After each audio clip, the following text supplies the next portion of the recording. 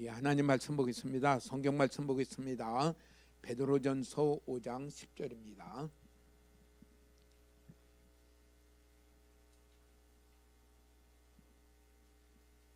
베드로전서 5장 10절 한번 같이 읽겠습니다.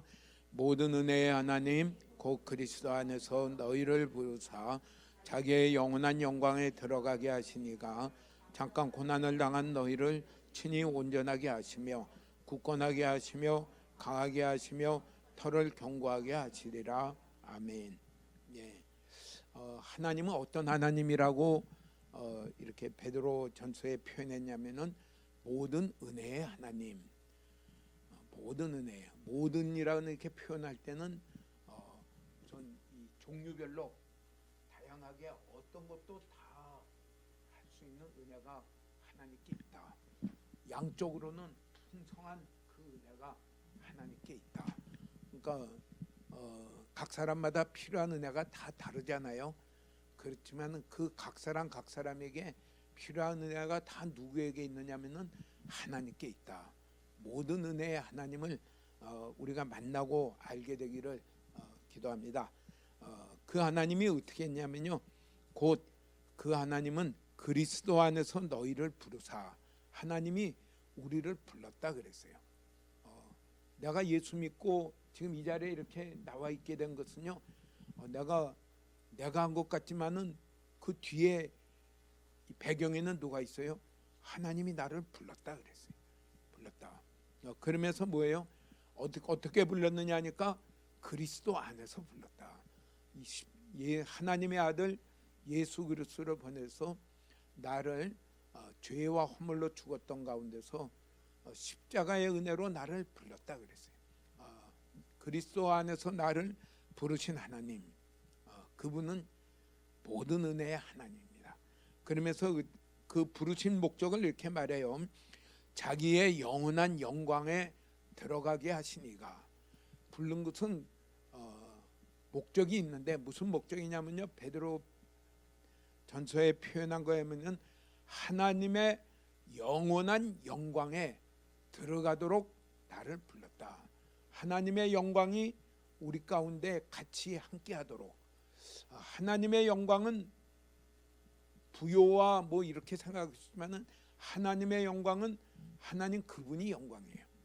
하나님의 사랑이 내가 그 사랑 안에 가니까 내가 하나님의 사랑의 사람으로 점점 만들어져 가요. 내가 지혜가 없는 사람이 점점 지혜 있는 사람으로 바뀌어져 가요. 구별하여 거룩하게 사는 삶이 없이 내 이익을 따라 움직이던 사람이 이제는 기준이 있고 거룩한 자로 점점 바뀌어져 가요. 우리가 서강교회 안에서 한 지체로 신앙생활하는 가운데 하나님 부르신 목적대로 하나님이 나를 이 교회 가운데로 부르셔서 신앙생활하며 나아가도록 하는 가운데 어떤 자가 되기를 원하냐면요, 하나님의 영광에 들어가는 자가 되기를 원하십니다. 내가 2025년 1월보다는 2026년 1월에 조금 더 사랑이 풍성한 사람이 되고, 조금 더 거룩한 사람이 되고, 조금 더 지혜로운 사람이 되고, 분별력 있는 사람이 되고, 화목해하는 사람이 되고, 인내하는 사람이 되고, 기다릴 줄 아는 사람이 되고, 온유한 사람이 되고, 하나님의 성품을 점점 닮아져가는 그것이 영광에 참여하는 사람입니다.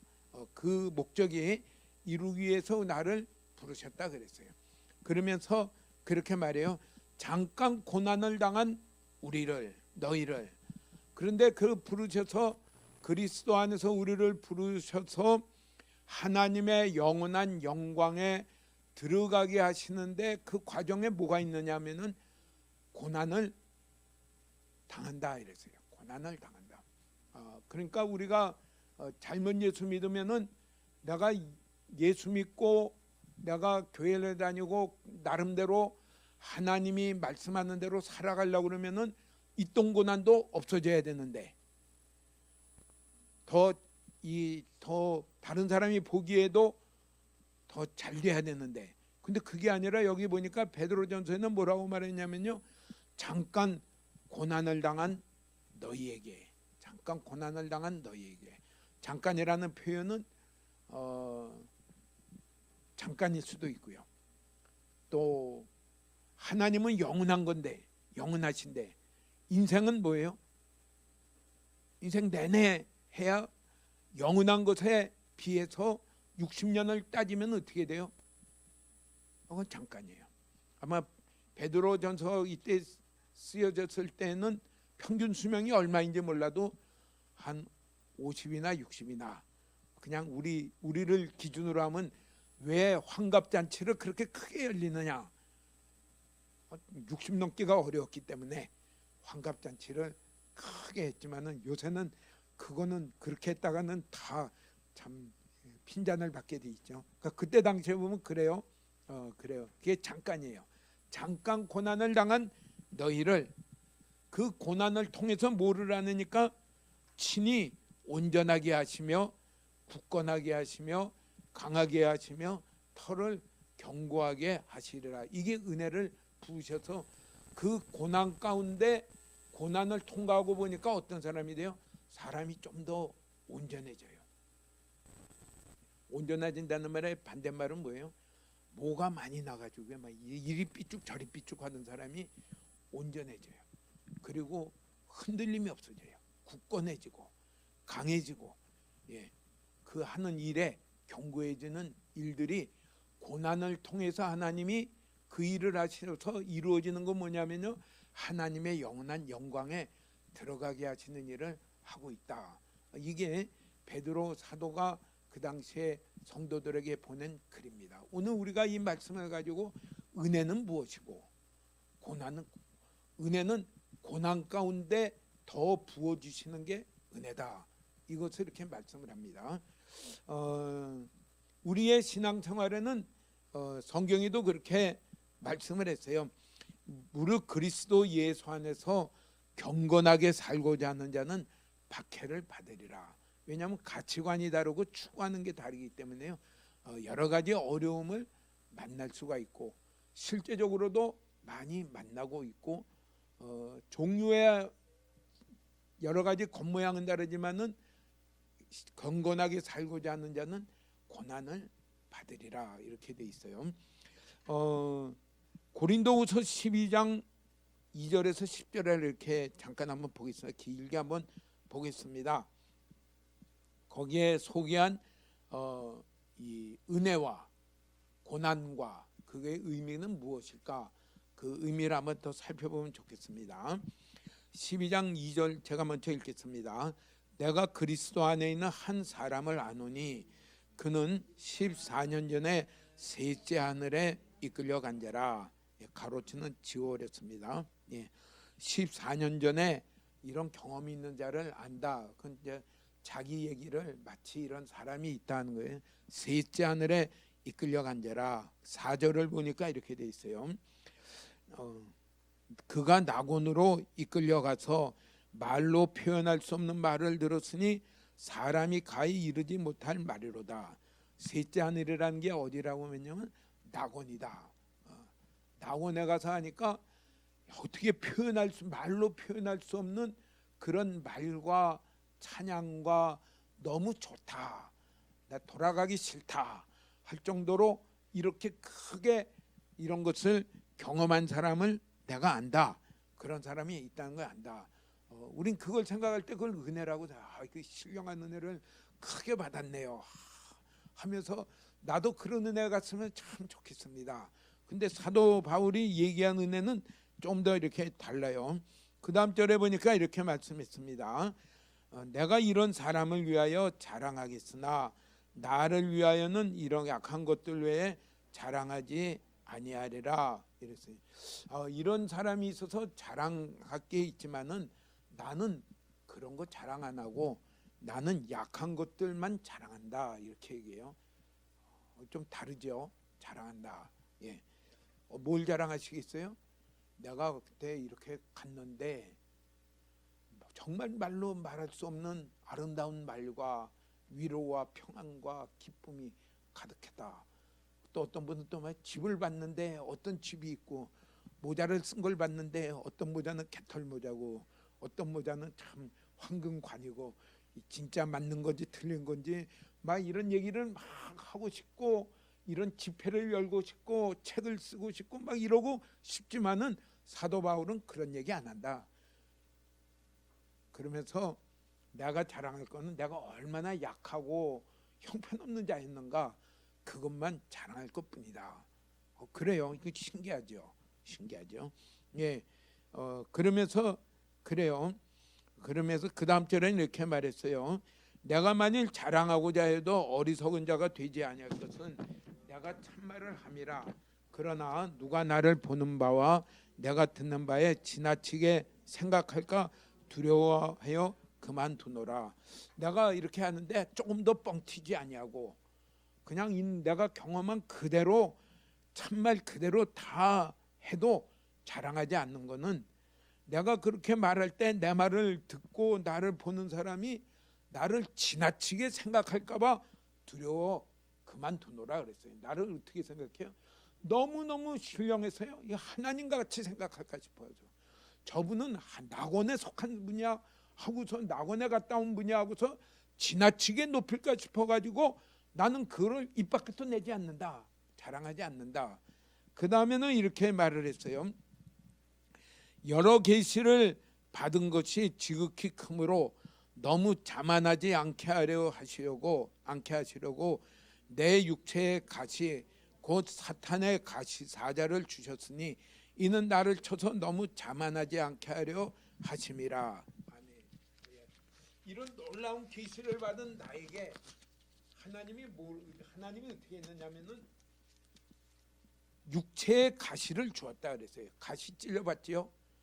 가시 찔리니까 어때요? 괴롭죠. 콕콕 찔러요. 예, 가시를 찔렸는데 그걸 빼지 않고 있으면 어떻게 돼요? 이렇게 움직이려면 또 콕 찔르고 저렇게 하려면 또 콕 찔르고 가만히 있으면 좀 살만하다 싶은데 또 하려고 그러면 또 콕 찔르고 이거 참 괴롭습니다. 그런데 그걸 또 이렇게 표현했어요. 육체의 가시를 사탄의 사자를 주셨으니 얼마나 힘들지. 이건 사탄이 주시는 사탄이 내게 준 거다 이렇게 말했어요. 흔히들 이거를 성경 연구학자들은 사도 바울이 많이 병이 걸린 것 같다. 여러 가지 질병을 추측을 해요. 아무튼 그렇지만은 사도 바울이 생각할 때도 참 괴롭고 가시를 찔른 것 같이 괴롭고 이거는 사탄이 사자를 준 것 같으니까 아무리 생각해도 덕이 안 돼요. 우리 흔히 기도할 때 그렇죠. 하나님의 영광을 위해서 참 어떤 훌륭한 부자가 되게 하든지 박사가 되게 하든지 뭐 어디 가게 하든지 성공하게 해주세요 하는데 꼭 앞에 다는 토가 뭐예요? 하나님의 영광을 위하여 이런 자가 되게 해주세요 하는데 실제 기도하는 목적은 어느 쪽이 앞이 목적인지 뒤가 목적인지 잘 모르지만은 아무튼 그렇게 기도하죠. 근데 사도 바울이 생각할 때 이 모습 가지고는 사람들이 은혜 받기는 틀렸다. 내가 하나님이 주신 그 사명을 가지고 계시를 따라서 내가 지금 부지런히 복음을 전하고 있는데 이걸 보고서는 누가 믿겠느냐? 너나 잘 믿어라고 하겠지 누가 믿겠느냐? 그래서 우리 식으로 기도를 했다는 거죠. 하나님의 복음을 위하여 일을 위하여 이거 좀 제거해 주면 안 되나요? 사탄의 그 가시를 제거해 주면 안 되나요? 병으로 생각하면 어떻게 돼요? 나를 좀 낫게 해주셔서 누가 나를 보든지 간에 예수 믿으면 저렇게 되는구나, 참 좋구나, 멋지다, 나도 한번 믿어봐야 되겠다, 이렇게 좀 만들어 주시면 안 되겠습니까? 했더니 예수님 하나님의 답변이 그래요. 그것을 몇 번 기도했냐면요, 이렇게 기도해요. 내게서 떠나가게 하기 위하여 3번 간구했다 그랬어요. 3번은 간구했다는 것은 간절히 정말 주님하고. 사도 바울이 기도하면은 병이 났어요. 많은 사람이 병이 났고 귀신도 쫓겨나고 대단한 역사들이 일어났는데 정작 자기를 위해서 기도했는데 3번씩이나 기도했더니 하나님이 뭐라고 답변하느냐면은 나에게 이르시기를 뭐라고 했어요? 한번 같이 읽어볼까요? 나에게 이르시기를 내 은혜가 내게 족하도다. 이는 내 능력이 약한 데서 온전하여짐이라 하신지라. 그러므로 도리어 크게 기뻐함으로 나의 여러 약한 것들에 대하여 자랑하리니 이는 그리스도의 능력이 내게 머물게 하려 함이라. 하나님이 사도 바울이 간절히 기도했는데 답변을 이렇게 했다는 거예요. 뭐라고 해요? 내 은혜가 내게 족하도다. 여기 내 은혜는 누구의 은혜예요? 하나님의 은혜가 사도 바울 너한테 충분하다, 족하다, 충분하게 지금 가득하다 이랬어요. 그 은혜가 뭐예요? 육체에 가시가 있는 게 그 은혜예요. 이게 지금 이게 은혜다, 은혜다. 야 그거 빠지면은 어떤 사람이 되냐면은 너무 자만한다 그래요. 내가 이런 경험도 하고 내가 지금 이렇게 했는데 꿈에라도 낙원에가 있는 꿈을 꾸신 적이 있는지 모르겠지만은 정말 놀랄만한 이런 것을 했는데 하고서 아무래도 뭐예요? 또 이걸 말을 듣는 사람들이 사도 바울을 정말 하나님같이 높여요. 그러니까 어떤 사람이 돼요? 높아진 사람이 돼요. 그런데 하나님의 은혜는 뭐예요? 내가 높아지지 않도록 코가 폭 빠지도록 육체의 가시를 팍 주어가지고 다른 사람이 볼 때마다 시험 들도록 사탄의 사자를 주셨는데 그게 너에게 주신 은혜다 이렇게 말을 해요. 우리 은혜에 대한 관점이 바뀌어지기를 축복합니다. 사도 바울에게 하나님이 이런 답변을 안 해주셨으면 여전히 모를 은혜라고 생각해요. 내가 낙원에 가서 상상도 못할 말을 듣고 그 아름다움을 보고 그러고 온 사람이야. 지금 뭐 큰 선지자라고 뭐 이러면서 막 하는 사람하고는 비교도 안 되는 그런 것을 내가 본 사람이야. 거기에 그걸 은혜라고 우린 다 생각을 하고 있는데 사도 바울에게 하나님이 말한 답변의 은혜는 뭐냐면은 내가 육체에 가시가 있는 게 그게 은혜야. 병이 있는데 이게 조금 있다가 나으면 좋은데 아마 평생 갖고 가는 병인 모양이죠. 그러니까 육체에 가시가 있으며 그걸 좀 낫게 해달라고 했는데 그게 낫지를 않아요. 그게 은혜야. 그 은혜가 있음으로 말미암아 설명을 해요. 뭐냐면은 이게 은혜인 이유는 내 능력이 약한 데서 온전해짐이라. 내가 사도 바울이 약하여질 때에 하나님의 능력이 사도 바울 안에 약하여진 것만큼 더 강하게 더 온전하게 부어지고 나타나기 때문에 그러므로 말미암아 이 육체에 가시가 있는 게 그게 내게 은혜야 하고서 설명을 했습니다. 오늘 우리에게 은혜에 대한 설명이 주님이 이렇게 성경 사도 바울을 통해 우리에게 똑똑히 가르칩니다. 우린 다 모든 게 하나도 막힘이 없이 만사 형통하면서 다 내가 생각한 것보다 더 잘 돼. 내가 생각한 것보다 더 잘 되고 내가 이렇게 하는데 오히려 그게 더 잘 되고 하는 그걸 은혜라고 생각하면서 나아가는데 사도 바울은 그게 은혜가 아니라 하나님이 내게 주신 은혜는 내가 오히려 약해가지고 주님이 지금도 함께 하시지 않으면은 나는 한 발자국도 못 가겠습니다. 주님이 이 시간에도 나타나지 않으면은 내가 애써 전한 게 다 그것은 꽝이 되겠습니다. 주님, 제가 말로도 전하지만은 이것이 열매를 맺고 내가 전한 이 수고가 이루어지는 그 데에는 하나님의 능력이 오셔야 되겠습니다. 하나님 함께 해주세요. 하는데 어떻게 해요? 자기가 약하니까 잠시도 그 은혜가 필요합니다라고 하고 절실하게 구하지 않는 시간이 없어요. 뭐 되겠지. 이거 뭐 지금 이전에도 됐는데 지금 하면 또 잘 되겠지. 그게 아니라 내가 약해 놓으니까 워낙 약해 놓으니까 어떻게 돼요? 주님, 내가 지금 주님이 가르쳐준 대로 전하겠는데 내 모습 봐가지고는 이루어질 수가 없겠습니다. 아무도 믿을 사람이 없겠습니다. 주님이 오셔서 이 말씀 가운데 말씀을 통하여 역사하여 주세요. 주님의 능력으로 저희들 안에 깨닫게 해주세요. 나를 보는 게 아니라 주님과 주의 말씀을 보게 해주세요. 그 말씀이 저희들을 움직이게 해주세요. 그러니까 뭐예요? 늘 주님께 달라붙게 됩니다. 그때에 나타나는 것이 뭐예요? 하나님이 사도 바울과 함께한 능력이 그게 나타났어요. 그걸 갖춰서 사도 바울은 뭐냐면 그게 은혜다. 그게 은혜다. 그러면서 그는 더 그걸 아니까 그렇게 어떻게 돼요? 그러므로 도리어 크게 기뻐함으로 나의 여러 약한 것들에 대하여 자랑하리니, 내가 약한 것을 자랑했어요. 기뻐했어요. 이게 깨닫는 자의 모습입니다. 내가 약한 거에 대해서 기뻐하나요? 내가 폭 깨진 거에 대해서 오히려 감사하나요?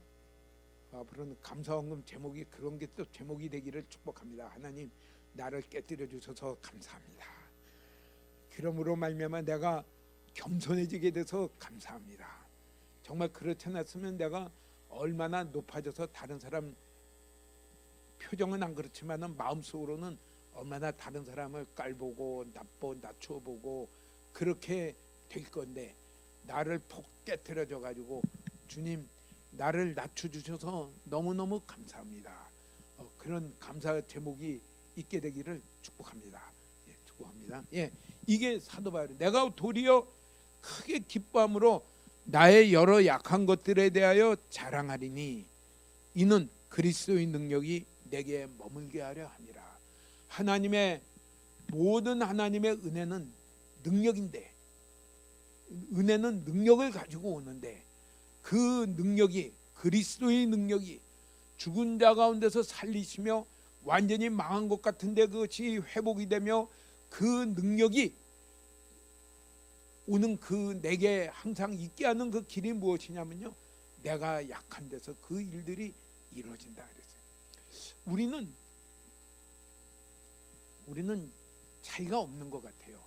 모든 게 다른 사람보다 내가 좀 낫고 잘 되고 모든 게 되면은 내가 좀 마음이 높아져요.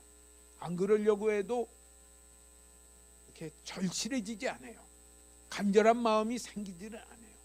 근데 내가 좀 약하고 가진 게 없고 내가 할 일은 많은데 할 수 없는 그 나 자신을 볼 때 어떻게 돼요?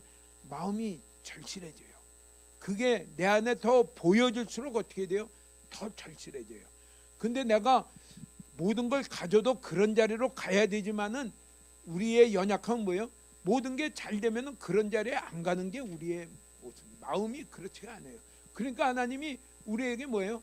그냥 없고 약하고 모자르고 하는 그 자리로 나를 이끌어갈 때에 내가 실제적으로 어떤 사람이 되냐면은 하나님의 은혜를, 하나님이 함께 하시기를 간절히 사모하고 간절히 구하는 자로 되어집니다. 그때에 나타나는 것이 나와 함께 하시는 그리스도의 능력이 이 일을 이루어가는 것을 말씀을 해요. 그래서 사도 바울이 고린도전서 15장에 말한 대로 내가 다른 사람보다 많이 수고했지만은 나의 나된 것은 내가 한 게 아니라 은혜가 와서 한 것이다 그랬어요. 내가 많이 가서 했지만은 내 언변으로 내 모습으로 된 것은 절대 아니다. 나를 이렇게 약하게 함으로 말미암아 하나님의 은혜가 나와 함께하기를 간절히 사모함으로 함께하신 하나님의 은혜가 이 일들을 이루신 것이다. 이것이 모든 은혜의 하나님을 아는, 은혜를 아는 그것을 우리에게 보여줍니다. 그러므로 마지막 이 10절에는 이렇게 말을 했어요. 그러므로 내가 그리스도를 위하여 약한 것들과 능력과 궁핍과 박해와 공고를 기뻐하노니 이는 내가 약한 그때의 강함이라. 여기 한번 생각해 볼까요? 약한 것들은 대략 짐작하면 알겠죠. 재능도 떨어지고 여러 가지 이력서에 쓸 때에 쓸 칸이 나는 왜 이렇게 넉넉한지 한 두 줄 쓰니까 쓸 게 없고 이게 약한 것들이죠. 한 번은 제 친구 중에 이래요. 자기의 지나온 길들을 한번 쭉 정리하면서 자기의 쓴 논문들, 자기의 쓴 발표한 것들, 자기 한 이력서 썼는데 페이지가 잔뜩 있어요. 그걸 보고서 감사. 나는 뭘 쓸까 했더니 나는 교수한 것도 아니고 연구한 것도 아니고 뭐 논문 낸 것도 없고 난 쓸 게 뭐 한 페이지도 쓰기도 어렵겠더라고요. 그래요. 그 약한 것들과 그 다음에 또 뭐예요? 능력과. 능력이 뭐예요? 능력이 뭐죠? 누가 날 욕해. 욕먹을 거 욕먹어도 욕먹을 거 있으니까 욕먹어야 되겠다. 하지만 욕먹을 거 없는데 욕해. 지어서 막 욕해. 사도 바울이 뭐 욕먹을 게 있었겠어요? 그는 정직하게 하나님의 복음을 어떤 가감 없이 전하며 이 전한 자들에게 이 말씀이 그들에게 말씀에 그들을 맡기려고 하는 어떤 재주나 요령을 피우는 자가 아니라 그렇게 했지만은 그것 가지고 막 욕해. 능력과 또 궁핍과, 궁핍은 가진 자원이 없어요. 또 박해는 욕하는 걸 더 지나가서 뭐예요? 나를 해치려고 막 달려들어요. 박해와 공고를 기뻐한다 그랬어요. 그걸 끙끙 참는 정도가 아니라 뭐예요? 기뻐해요. 이게 좀 이상하죠. 기뻐해요. 왜 기뻐해요? 그게 좋아서 기뻐하진 않았겠죠. 욕먹는 거 좋아서 기뻐하는 게 아니죠. 왜 기뻐해요? 내가 약한 그때에 강함이라 그랬어요. 한번 해볼까요? 내가 약한 그때에 강함이라. 이런 것이 오니까 내가 그냥 폭폭 깨지는 수밖에 없어요. 내가 약한 그때에 강함이라. 강함이란 것은 내가 막 자가 발전해서 강한 게 아니라 내가 약한 그때에 이 약함으로 말미암아 내가 누구를 구하는 자가 되냐면요, 그리스도만을 간절히 구하는 자가 돼요. 주님의 도우심이 함께하며 주님의 능력이 함께하며 주님의 인도하심이 함께하며 내가 조금 더 틀리지 아니하고 주님의 길로 갈 수 있는 내가 되기를 원하는 그런 마음이, 간절한 마음이 생겨요. 더 간절한 마음이 생기면 어떻게 돼요? 가면서도 주여, 가면서도 주님 인도해 주세요. 주님 내게 알게 해주세요. 내가 말을 할 때에도 필요한 말을 할 수 있도록 주님 나를 인도해 주세요. 주의 말씀이 내게 함께 해주세요. 주님 내가 그에게 말할 때 내 말이 무슨 그에게 설득력이 있겠습니까? 주님 제게 어떻게 말해야 되는지도 알려주시고 어떻게 표현해야 될지도 알려주시고 주님 함께 해주세요 하고 하는, 이게 뭐 그냥 막 내가 약한 것이 약할수록 그게 자꾸 가면서도 생길 거고요. 약한 게 별로 없을 때 뭐예요? 그냥 가서만 말하면 되지 뭐, 아유 뭐 하면 되지, 그거 해보지 뭐 하고 그래요. 더 약한 게 더 없으면 돼요. 내가 가면 돼. 이건 완전히 자기를 그냥 완전히 신뢰하는 건데, 폭폭 깨질수록 어떻게 돼요?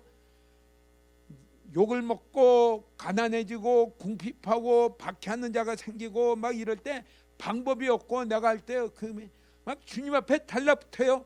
그러니까 뭐예요?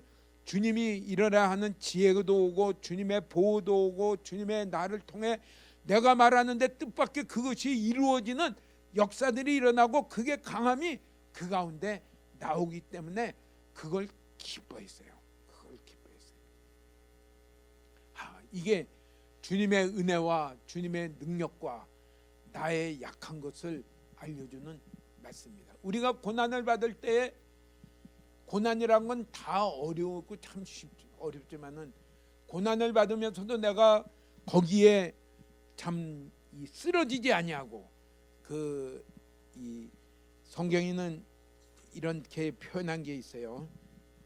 내가 사방으로 우겨쌈을 당해도 쌓이지 아니하며, 막 사방에서 나를 막 우겨싸요.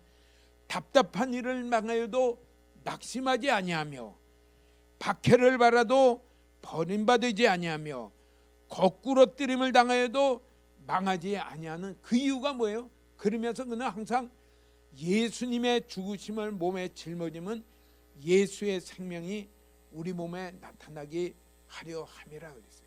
그런 일을 당할 때 우겨싸고 답답하고 거꾸러지고 하는 그 일을 당해도 내가 포기하지 않냐고 답답해지지 않고 낙심하지 않는 이유는 무엇인가? 내가 그리스도께 그 일로 말미암아 더 달려가며 그리스도께 달라붙기 때문에 이 일은 나를 통하여 그리스도의 능력이 나타날 기회가 됐구나. 이것을 봤기 때문에요. 사도 바울은 그거에 대해서 기뻐하고 자랑했어요. 이게 은혜를 아는 사람이고요. 그 고난을 통해 그 하나님의 은혜가 능력으로 내게 부어지는 것을 경험하는 자가 나라는 고백입니다. 오늘 우리 가운데 이런 고백으로 경험하면서 나아가는 저와 여러분 되시기를 축복합니다. 아멘. 예. 그러면서 그 고난에 대해서 조금 더 설명한 것을 이렇게 말씀을 해요. 히브리서 12장 5절에서 7절에는 17절에는 이렇게 말했습니다. 좀 길죠. 예. 제가 한번 읽겠습니다. 또 아들들에게 권하는 것 같이 너희에게 권면하는 말씀도 잊었도다. 일러스되 내 아들아 주의 징계하심을 경히 여기지 말며 그에게 꾸지람을 받을 때에 낙심하지 말라. 이랬어요. 징계하심을 경히 여기지 말며, 징계라는 말을 어떻게 이해가 되죠? 징계하심을 경히 여기지 말며. 징계하라는 말은 우리가 생각할 때 혼낸다 이런 식으로 이해해 주시는데 원래 여기의 뜻은 뭐냐면요, 아버지가 아들에게 교훈하는 거예요. 너 그렇게 하면은 삐뚤어진 길이야. 그 길이야. 그 아버지가 아들을 이렇게 올바르게 만들기 위해서 그를 교훈도 하고 책망도 하고 또 연단도 시키고, 근데 그게 막 지 맘대로 하고 싶은 아들 입장에서 볼 때 뭐예요? 하기 힘든 일이에요. 이걸 징계라고 해요. 그걸 연단이라고 말하죠. 우리말로 말하면 연단이라고 하는 말이 좀 더 좀 이해가 더 잘 될 것 같아요. 하나님이 나를 징계하시고 연단하실 때에 두 가지를 주의해라 그랬어요. 경히 여기지 말며, 두 번째는 낙심하지 말라 그랬어요. 그건 낙심할 수가 있고, 또 경히 여긴다는 말은 그 징계를 받아도 그냥 대수롭지 않게 막 버틸라고 그래요. 징계할 때 아버지가 아들에게 말을 할 때는 뭐예요? 목적이 있죠. 또 큰 소리로 말할 때 뭐예요? 고치라고 하는 거죠. 그렇게 하면 안 될 때는 어떻게 돼요? 밥을 안 줄 때도 있죠. 또 사랑하는 자녀일수록 어떻게 해요? 회초리를 아끼지 말라 그랬죠. 그건 뭐예요? 그거 근데 그냥 한 차례 맞고 나서 별로 안 아프네 하고서 또 이러고 있으면 어떻게 돼요? 이게 참 힘들어요. 이게 경히 여기는 거예요. 경히 여기지 말며 낙심하지 말라 이랬어요. 그러면서 그래요. 그 다음 줄 한번 같이 읽어볼까요? 주께서 그 사랑하시는 자를 징계하시고 그의 받아들이신 아들마다 채찍질 하심이라 그랬어요. 채찍질 아들마다 채찍질 하심이라 하였으니. 징계하는 그 대상은 왜 징계해요? 사랑이기 때문에요. 두 번째 뭐예요? 아들이기 때문에. 아들이. 건너집 사람은 어떻게 돼요? 그냥 엉망으로 살면 손가락질하지, 절대로 불러다가 너 그렇게 살면 네 인생 너 그거 안 돼 하고서 붙들어다가 하고 이놈이 말을 안 들어 하고서 군밤을 때려가면서 가르치려고 안 그래요. 그 뒤에서 욕해요. 그건 왜요? 아들이 아니기 때문에, 사랑하지 않기 때문에. 징계하는 자는 누구를 징계해요? 사랑하는 자를 징계하고요, 아들을 징계해요. 내가 원하지 않는 여러 가지 고난을 오는 이유는 뭐예요?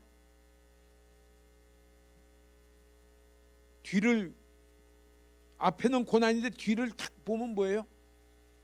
하나님이 나를 사랑하시는구나. 하나님이 나를 아끼는 아들이구나. 이게 성경이 우리에게 깨닫는 거예요. 너무 하다 보면 지치면 어떻게 돼요? 모르겠다 집어치워라고. 그게 아니라 사랑이다. 그 다음에 기대하는 아들이다. 아들이란 말은 뭐예요? 아버지의 모든 것을 주려고 하는 아들이다. 그런 깨달음이 우리 가운데 있기를 축복합니다. 그래서 너희가 참음은 징계를 받기 위함이라 하나님이 아들과 같이 너희를 대우하시나니 어찌 아버지가 징계하지 않는 아들이 있으리요. 하나님이 아들과 같이 너희를 대우하시나니, 하나님이 나를 아들과 같이 대우하시기를 원하시나요? 십자가로 하나님의 친아들인 예수님이 십자가에서 나를 죄를 대신 담당하시고 나를 구원하셔서 하나님의 영광에 들어오도록 하시는 아들인데, 그런 아들로 하나님이 나를 대우하시고 대접하기를 원하시나요? 당연히 다 원하죠. 다 원하죠. 하나님이 더 원하시죠. 더 원하시죠. 그런 아들에게 어떻게 한다고요? 징계가 있다. 그 어찌 아버지가 징계하지 않는 아들이 있으려. 징계하지 않는 아들이 있으려. 징계는 다 받는 것이거늘 너희에게 없으면 사생자요 친아들이 아니니라 이랬어요. 징계가 없으면은 참 어떻게 돼요? 참 걱정하는 게 뭐예요? 하나님 나를 버렸습니까? 이렇게 걱정하시기를 축복합니다. 친아들이 아니요 사생자. 그 말의 뜻은 뭐예요? 하나님이 징계하시며 사랑하시며 아들이시기 때문에 하니까 뭐예요? 우리에게는 자꾸 그런 일들을 만나게 돼요. 예수 믿는 그 길이 우리가 일반적인 어떤 종교 생활하고 가지는 그 개념하고는 완전히 달라요. 인생 살아가는 동안에 징계가 있고 고난이 있고 내가 약하여지도록 여러 가지 사건들을 만나게 되고 엉뚱한 일들을 만나고 심지어는 있지도 않는 일들을 통해 내가 그런 공격을 받게 되는 일도 있어요. 근데 해결할 방법이 없어요. 그걸 이상한 일 만나듯이 하면 안 돼요. 그걸 볼 때 뭐를 봐요? 하나님이 나를 사랑하시는구나. 하나님이 나에게 주시려고 나를 지금 인도하시는구나, 연단하시는구나 그랬어요. 자, 그 다음 절 한번 보겠습니다.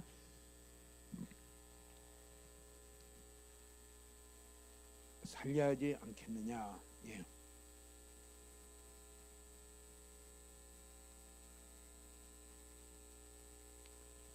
징계는 다 받는 것이거늘 너희에게 없으면 사생자의 친아들이 아니니라. 그 다음 절이 뭐죠? 그들은 그거 한번 비춰줄래요? 잠깐 10절입니다. 다 같이 한번 읽겠습니다. 그들은 잠시 자기의 뜻대로 우리를 징계하였거니와 오직 하나님은 우리의 유익을 위하여 그의 거룩하심에 참여하게 하시니라. 하나님이 징계를 하시는데 세상에 이 부모들은 어떻게 돼요? 자기들이 볼 때에 그렇게 하면 안 되겠구나 할 때 징계를 하죠.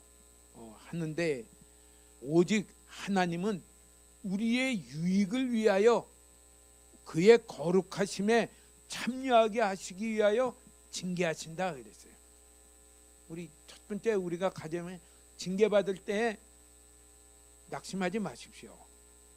징계받을 때 그걸 우스꽝스럽게 그냥 없는 것 같이 지나가지 마시고요.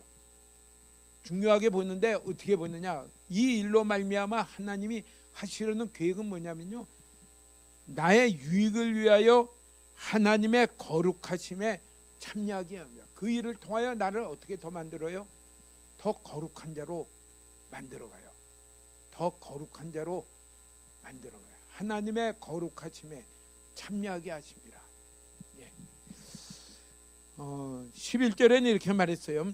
당시 무릇 징계가 당시에는 즐거워 보이지 않고 슬퍼 보이나 후에 그로 말미암아 연단받은 자들은 의와 평강의 열매를 맺느니라. 징계받을 때에는 어때요? 즐거워 보이지 않아요. 하나도 즐거워하지 않아요. 힘들어요. 슬퍼 보이나? 후에 그로 말미암아 연단받은 자들은 의와 평강의 열매를 맺느니라 그랬어요. 의와 평강의 열매를 맺느니라. 예.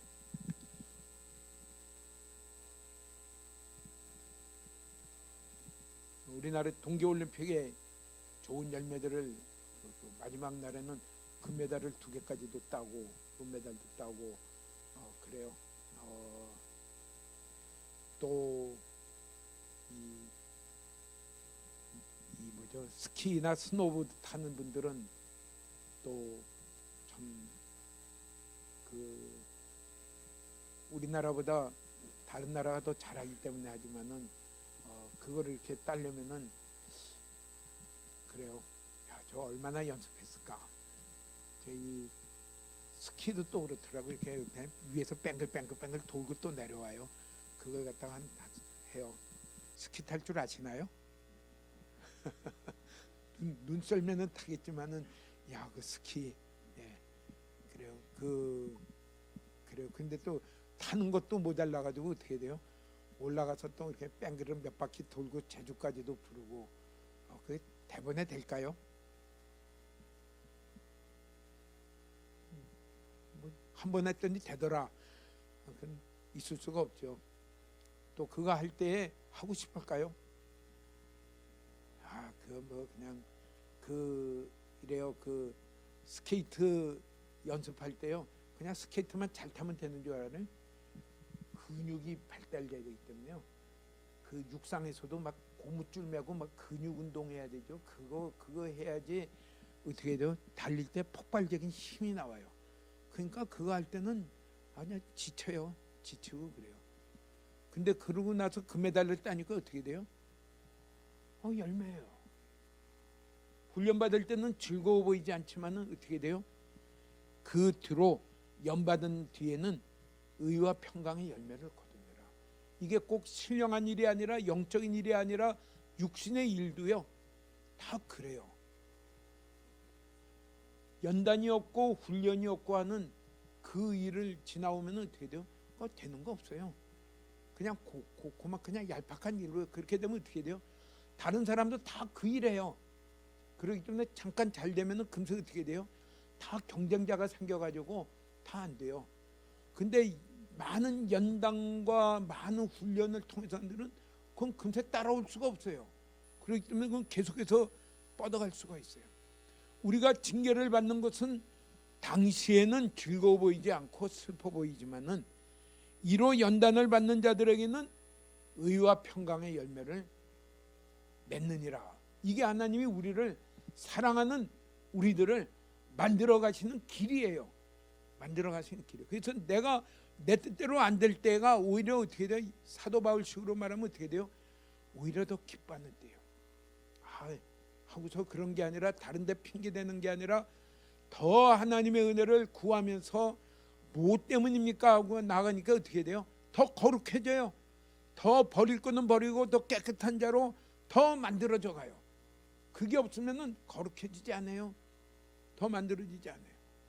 예, 이게 하나님이 우리를 인도해 가시며 이런 과정을 통하여 우리에게 부어 주시는 것이 은혜다 이렇게 써요. 그러므로 피곤한 손과 무련역한 무릎을 일으켜 세우고 너희 발을 위하여 곧은 길을 만들어 저는 다리로 하여금 어그러지지 않고 고침을 받게 해라. 그러므로 피곤해하지 마라. 연약한 무릎을 그냥 주저앉고 싶어요. 그냥 이제 그만하고 싶고요. 그걸 다시 일으켜 세워라. 그리고 뭐예요? 곧은 길을 만들고 고침을 받아라 그랬어요. 그때를 인내하면 마지막을 인내하는 그런 자가 되라 그랬어요. 근육이 언제 가장 많이 붙어요? 이제 못하겠다. 우리 이렇게 옛날 쪼그려 앉기, 영어로 말하는 스쿼트라는 운동인데 이거 할 때 어디까지 가요? 내가 힘들어서 이제는 더 일어나지 쪼그렸다가 일어나지 못하겠다 할 때 한 번 더 하라 그래요. 그때가 뭐냐면은 근육이 더 많이 발생하는 때예요. 이럴 때 내가 그만 포기하고 싶고 낙심하고 싶을 때 그때에 피곤한 손을 일으키고 연약한 무릎을 일으켜서 그때 일어나라 용기를 더 내고 그러면서 더 어떻게 돼요? 더 고든 길을 가며 더 고침을 받는 자로 나아가라 이랬어요. 더 나아가라. 모든 사람과 더불어 화평함과 거룩함을 이루라 따르라. 이것이 없이는 아무도 주를 보지 못하리라. 너희는 하나님의 은혜에 이르지 못하는 자가 없도록 하고, 이러면서 여기 뭐라고 했냐면요, 하나님의 은혜를 말했어요. 하나님의 은혜를 어떻게 이루냐면은 징계라는 과정을 통해서 하나님의 은혜에 이르러 간다 이랬어요. 하나님의 은혜는 그냥 막 흰눈과 같이 막 오는 줄 알았더니 그게 아니라 징계라는 그런 과정을 통해 하나님의 은혜가 우리에게 부어지고 그 은혜의 자리에 내가 도착하는구나. 그렇기 때문에 이런 징계가 올 때에 하나님의 은혜에 이르지 못하는 자가 되지 않도록 깨어있어라. 깨어있어라. 쓴뿌리가 나서 괴롭게 하여. 쓴뿌리가 난다는 건 뭐예요? 이제 이렇게 해볼까요? 뭐 세상 사람들 저렇게도 잘 되던데, 이렇게도 하던데, 교회 다니는 사람 뭐 이렇게도 많이 하던데, 그 유혹을 많이 받아서요, 그렇게 해볼까 저렇게 해볼까 하고서 뭐 하냐면은 내가 일어나서 고등기를 만들고 어그러지지 않고 고침을 받으며 나아가려는 거룩함에 참여하는 자로 살려는 것을 자꾸 버리고자 하는 유혹이 자기 안에도 생기고 밖에도 생겨요. 그때에 그걸 이겨내라. 쓴뿌리가 나서 괴롭게 하여 많은 사람이 이로 말미암아 더럽지 않게 하며, 음행하는 자와 혹 한 그릇 음식을 위하여 장자의 명분을 판 에서와 같이 망령된 자가 없도록 하라 그랬어요. 은혜에 이르지 못하는 자를 여러 가지로 설명을 했어요. 쓴뿌리가 나서 넘어지는 자, 음행하는 자, 한 그릇 장자의 명분을 판 에서와 같이 하면서 마지막 절에 뭐라고 표현했냐면요, 한번 같이 읽어볼까요? 너희가 아는 바와 같이 그가 그 후에 축복을 이어받으려고 눈물을 흘리며 구하되 버림바가 되어 회개할 기회를 얻지 못했느니라. 에서를 한 번 더 강조를 했어요. 에서의 얘기죠. 에서가 장자의 명분을 팔았는데, 장자의 명분이란 거는 그냥 장자는 지금 그 장자의 명분은 아브라함과 이삭을 통해 하나님이 약속하신 그 약속의 기업을, 그걸 가볍게 여기고, 그것을 가볍게 여기고 그걸 지금 내가 만난 문제인 배고픈 문제, 굶주린 문제, 이걸 해결하려고 그걸 포기했는데, 그걸 뒤에 차지하려고 해보니까 이미 포기한 것은 다시 올 수 없다. 그래서 다시 기회를 얻지 못했느냐, 그렇게 말씀드려요. 그걸 다시 주의해라. 하나님의 은혜에 이르지 못하는 그런 실수를, 그런 실패를 우리가 만날 수 있다. 그런 실패를 만나는 일 중에 하나는 에서와 같이 하나님이 내게 주시려고 하는 유익, 거룩함에 참여하는 은혜, 영원한 의와 평강의 열매를, 그걸 소중하게 여기지 아니하고 지금 내가 눈앞에 있는 이 여러 가지 닥친 문제를 해결하는 것보다 그걸 더 크게 여기지 않을 때에 어떤 사람이 되기 쉬우냐면은 은혜에 이르는 길을 포기하는 사람이 되기 쉽다. 이르지 못하는 자가 되기 쉽다. 그 자는 그 징계를 통하여 하나님이 주시고자 하시는 그 은혜에 도착할 수가 없다. 오늘 하나님의 은혜가, 모든 은혜의 하나님이 우리에게 은혜를 주셔서 온전하게 하시고 굳건하게 하시고 견고하게 하시는 그 은혜를 주시는데, 어떤 과정을 통해서 주시느냐? 징계라는 과정을 통해서 주신다 그랬어요. 징계라는, 고난이라는, 다른 말로 하면 고난이라는 과정을 통해서 주신다. 연단이라는 과정을 통해서 주신다. 왜 그런 과정을 통해서 주시느냐? 사랑하는 아들이기 때문에, 사랑하기 때문에, 하나님의 기업을 줄 아들이기 때문에 그 과정을 통해서 주신다. 그 과정을 통해 어떤 자로 만들어 가느냐? 나를 더 거룩하게 하고, 나를 여러 가지 이 지저분한 것이 점점 없어지는 거룩한 자가 되게 하며, 그렇게 함으로 영원한 유익을 맞이하도록 그런 자로 만들어 가신다. 그러기 위해서는 어떻게 했냐? 견고하게 서라 그랬어요. 피곤치 많이 하며 어디까지 가든지 연약한 무릎을 굳게 세워서 고든 길을 만들고 하나님의 길을 이것저것 헷갈리지 말고 하나님의 길을 따라 그 길을 따라 어그러지지 아니하고 고침을 받으며 나아가라. 그러면은 그것이 우리를 하나님의 은혜에 도착하도록 이끌어갈 것이다. 그게 우리의 과정인 것을 히브리서에는 말씀을 했습니다. 우리는 하나님의 은혜가 무엇이 하나님의 은혜일까? 하나님의 은혜는 내가 생각한 것보다 더 잘 되는 게 은혜입니다.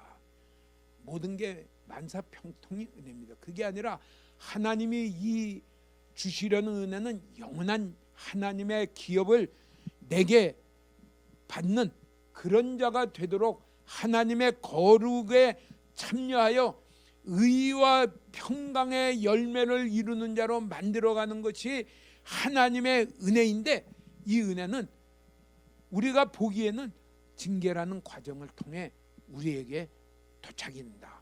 다 그 은혜가 무사히 우리 가운데 다 도착되기를 축복합니다. 이걸 깨달을 때에 내가 그만 포기하고 싶은 마음이 많았지만 아니다. 그 신실하신 하나님을 붙들고 내가 나아가는 자가 돼야 되겠다. 우리 그런 자리에 다 서시기를 축복합니다. 히브리서 12장 28절에는 이렇게 말씀했습니다. 28절만 거기다 적어놨어요. 왜 28절만 적었는가 하니까 줄이 없어서 거기까지만 적었습니다. 같이 한번 읽겠습니다. 그러므로 우리가 흔들리지 않는 나라를 받았은즉 은혜를 받자. 이로 말미암아 경건함과 두려움으로 하나님을 기쁘시게 섬길지니. 아멘. 아멘. 우리에게 하나님이 주시라는 것은 흔들리는 것을, 있다가 없어질 것을 주려는 것이 아니라 흔들리지 않는 나라를 내게 주시려고 나를 부르셨다. 내가 갈 늘 표대가 어디에 있느냐? 영원한 하나님 나라에 그리스도 앞에 그 평강 가운데 설 나요. 이를 위해서 하나님의 아들이 십자가에서 피 흘려 죽으시고 그 피공로를 의지하여 내가 그 나라인데, 영원히 진동치 않는 이 나라를 어디서 내가 상속받느냐 하면은 진동하는 이 세상 가운데서 상속받는다. 이 때에 이 우리가 살고 있는 이 시기가 소중한 거는 어떻게 하든지 간에 진동할 거는 다 그거는 없어진다. 그 가운데 준비된 진동치 않는 나라를 만들어가는, 이 보이지 않는 것을 만들어가는 이 시기이기 때문에 이걸 이루어가는 은혜를 받자. 진동치 않는 나라를 내게 상속받는 은혜를 받자. 그거는 이 소망을 받는 자는 어떻게 하냐면은 이로 말미암아 경건함과 두려움으로 하나님을 기쁘시게 섬길지니. 늘 하나님을 두려워하며 하나님이 내 삶의 유일한 목적이 되는 경건함으로 하나님을 기쁘시게 섬길지니. 섬긴다는 따라가는 거예요. 하나님을 기뻐하며 주님을 찬송하면서 할렐루야 할렐루야 앞이 항고함에도 나 주님만 따라가리. 앞길이 어떤 일이 와도 어떤 일이 험해도 주님 찬송하며 소망을, 영원한 진동치 않는 나라가 내게 이루어지는 것을 소망하며 순종하며 걸어가는 그것이 우리의 신앙걸음이며 이게 은혜를 받는 길이다. 은혜를 받자. 진동치 않는 나라를 우리에게 받았은즉 은혜를 받자.